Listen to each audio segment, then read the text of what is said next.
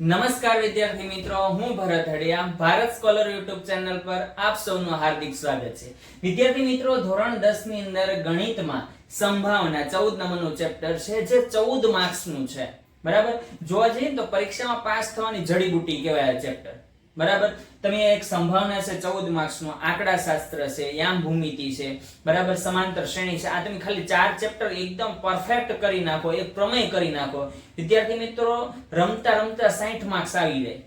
બરાબર, તમે બેઝિક ગણિત લ્યો તો ને એમાંય તે સંભાવના એટલે એકદમ સહેલામાં સહેલું ચેપ્ટર છે. બરાબર, તો ખાસ ધ્યાન આપજો. જે અટવાતા હો ના કોમેન્ટમાં જરૂર જણાવજો. આપણે તમે અટકતા હોય છે, તમને ડિફિકલ્ટ હોય, એનો વિડિયો આપણે બનાવીશું. બરાબર, અને તમને આપણે એનું સોલ્યુશન ડાઉટ સોલ્વ કરી દઈશું આપણે. હવે આજે જોવાનું છે દાખલા નંબર 9. દાખલા નંબર 9 માં શું કહે છે કે એક પેટીમાં 5 લાલ લખોટી છે, 8 સફેદ લખોટી છે, 4 લીલી લખોટી હોય છે. બરાબર, તો પેટીમાંથી એક લખોટી યાદચ્છિક રીતે કાઢવાની છે. ઈ લખોટી કાઢ્યા પછી લાલ રંગની હોય એમની સંભાવના, લીલા રંગની ન હોય એમની સંભાવના, અને સફેદ રંગની હોય ને એમની સંભાવના આપણે શોધવાની છે. બરાબર, તો ચાલો આપણે જોઈએ. ઓકે, બરાબર, હવે આપણે આ છે ને પ્રયોગ કરીએ છીએ. એટલે માની લો હું પ્રયોગનું નામ આપી દઉં, પ્રયોગ ઈ. બરાબર, ચાલો પ્રયોગ ઈ માં પેલા જોઈએ કે લાલ રંગને લખોટીની સંખ્યા, લાલ રંગની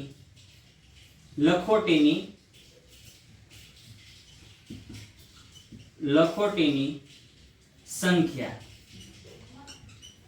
કેટલી છે? લાલ રંગની લખોટી કેટલી છે? તો કે 5. બરાબર, આવી સેમ રીતે સફેદ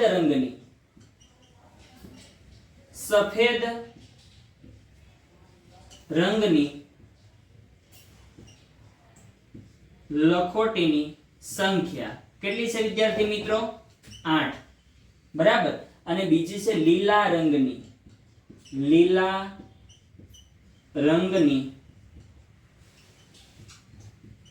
લખોટીની સંખ્યા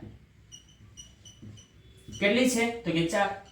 બરાબર, હવે જો આ લખોટીની બધી સંખ્યાનો તમે સરવાળો કરો તો આપણને કુલ પરિણામ મળે. બરાબર, કુલ પરિણામ કોના મળે? તો કે પ્રયોગના મળે. હજી આપણે ઘટના નથી કરી. બરાબર, આપણે ઘટનાઓ ચાલુ નથી કરી કે ચાલો કાઢો, એવું નથી કર્યું. હજી આપણે બધું વ્યવસ્થિત સેટઅપ એકઠું કર્યું છે. બરાબર, ચાલો ધ્યાન આપો.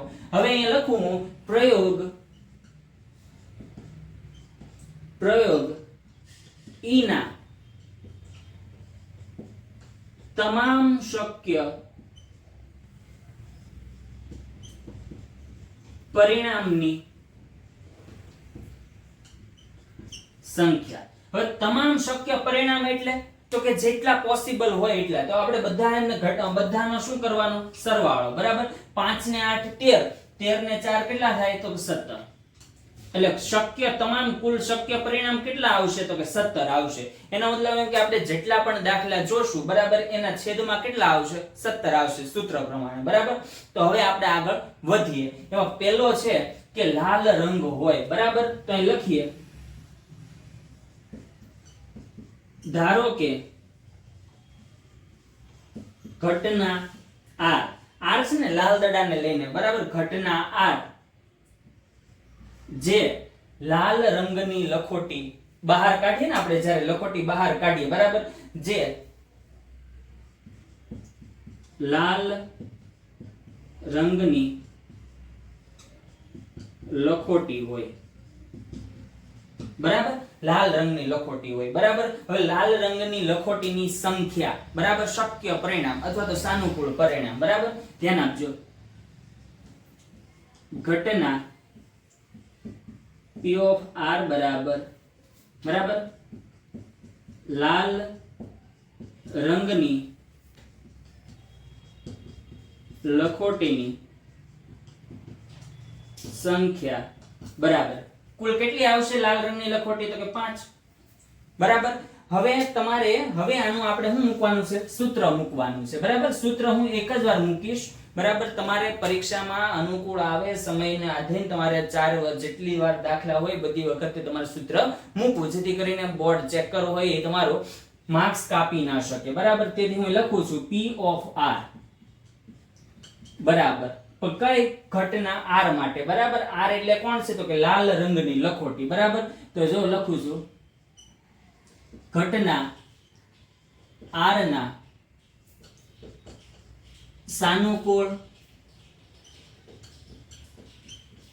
પરિણામની સંખ્યા બરાબર છેદમાં પ્રયોગ E ના તમામ શક્ય પરિણામની સંખ્યા. ચાલો જોઈએ. P of R બરાબર, હવે જો ઘટના R ના સાનુકૂળ પરિણામની સંખ્યા કેટલી આવશે? તો કે 5. બરાબર. તો અહીંયા કેટલા આવશે? 5 છેદમાં શક્ય તમામ પરિણામ કેટલા આવશે? 17. બરાબર. તો આ તમારો પહેલાનો જવાબ આવી ગયો. બરાબર. હવે બીજો શું કહે છે? ધ્યાન આપજો. બીજો શું કે સફેદ હોય એટલે W આપણે. બરાબર. તો લખીએ ઘટના W એ સફેદ રંગની લખોટી હોય. બરાબર. હવે જો સફેદ રંગની લખોટી હોય એની લખોટીની સંખ્યા કેટલી છે? 8 છે. બરાબર. તેથી આપણે લખવાનું, હું ડાયરેક્ટ જ લખું છું હવે. બરાબર. હવે આપણે બહુ લાંબુ નહીં કરીએ. P of W બરાબર શું થશે? તો કે સાનુકૂળ પરિણામ કેટલા છે? 8 છેદમાં શક્ય તમામ પરિણામ કેટલા છે? તો કે 17. કેટલા છે? 17. બરાબર. તો આ બીજા નંબરનો દાખલો. હવે જે ત્રીજા નંબરનો દાખલો છે એ ખૂબ અગત્યનો છે, ધ્યાન આપજો. એમાં શું કીધું છે ખબર? લીલા રંગની લખોટી ન હોય એટલે આપણે પસંદ કરીએ ને એમાં લીલો રંગ ન આવવો જોઈએ, એની સિવાયના. તો લીલા રંગની, હવે તો અહીં જો હું કહું છું, ધ્યાન આપજો. ઘટના લીલો બરાબર ગ્રીન એટલે G લઈએ. ઘટના G એ લીલા રંગની લખોટી ન હોય. બરાબર. હવે જો તમે G પણ લઈ શકો ને G ડેશ પણ લઈ શકો. બરાબર. તો હું લખું છું તેથી P of G. હવે જો મેં પહેલેથી લઈ લીધું G એ લીલા રંગની લખોટી ન હોય ને એ. હવે અહીં લખ્યું ને G એ લીલા રંગની લખોટી હોય. તો અહીં G ડેશ કરત ને તેનો મતલબ શું થાય? લીલા રંગની લખોટી ન હોય. સમજાય છે હું શું કહેવા માંગુ છું? મેં પહેલા જ કહી દીધું G એ લીલા રંગની લખોટી છે. બરાબર. પણ મેં લખ્યું કે G એ લીલા રંગની લખોટી છે. બરાબર. ને હું એમ લખું તો P of G ડેશ અથવા તો G બાર, તો શું મતલબ થાય? કે એ લીલા રંગની ન હોય. બરાબર. તો ધ્યાન આપજો. લીલા રંગની કેટલી છે? 4. આની સિવાય ને કોઈ પણ નીકળે ચાલે. મેં થેલીમાં હાથ નાખી અને લીલો રંગ ન હોવો જોઈએ, બાકી કોઈ પણ ચાલે. બાકી તો કઈ છે? તો કે લાલ અને સફેદ. તો લાલ અને સફેદના કુલ પરિણામ કેટલા? 8 ને 5 13. બરાબર. 13 ના છેદમાં કેટલા આવશે કુલ પરિણામ? તો કે 17. આ તમારો શું આવી ગયો? Final answer. હવે જો ક્યારે કેવું બને કે લીલા રંગની લખોટી ન હોય એમ શોધવું હોય, બરાબર, તો તમે આવી રીતે એક્સ્ટ્રા પણ કહી શકો. કઈ રીતનું? ધ્યાન આપજો. આ અલગથી છે. બરાબર. રીત બીજી રીતે કહું તો, બરાબર, લીલા રંગની લખોટી એટલે P of G લઈ ધારો કે P of G છે. બરાબર. લીલા રંગની લખોટી હોય તો કેટલા આવે? 4 ના છેદમાં 17 આવે. બરાબર. અનુકૂળ સાનુકૂળ પરિણામ અને શક્ય પરિણામ. બરાબર. હવે G ડેશ લીલો ન હોય એની, તો G ડેશ એટલે શું થાય? તો કે આપણી કુલ સંભાવના શું થાય? આપણે આની પહેલા એક સૂત્ર ભણી ગયા હતા. બરાબર. કે P of A plus P of A dash બરાબર 1 થાય. બરાબર. તો એમ કહી શકું કે 1 માંથી હું P of G બાદ કરું. P of G બાદ કરું એટલે અહીંયા શું આવશે ખબર? 4 ના છેદમાં 17. બરાબર. હવે આમ કરો. 17 એકા 17. 17 માંથી 4 જાય તો કેટલા આવે? 13. 13 ના છેદમાં 17. જો આવી ગયો બંને જવાબ છે. તો તમે આ રીતે પણ કરી શકો, પણ તમને ખ્યાલ હોવો જોઈએ કે પૂરક ઘટના વિશે. બરાબર. પરફેક્શન હોય પૂરક ઘટનાનું તો ચોક્કસપણે થાય. તમારે આ 4 માર્ક્સમાં 3 માર્ક્સમાં દાખલો ચોક્કસ પૂછાતો હોય છે. 3 છે એટલે 3 માર્ક્સમાં દાખલો પૂછાતો હોય છે, બરાબર. જો તમને દાખલો સમજાઈ ગયો હોય તો વિડીયોને લાઈક કરો, શેર કરો અને ચેનલને સબસ્ક્રાઇબ કરો, બરાબર. હવે આપણે પછી જોઈશું નેક્સ્ટ દાખલો. આજે અહીંયા સુધી રાખીએ. વંદે માતરમ.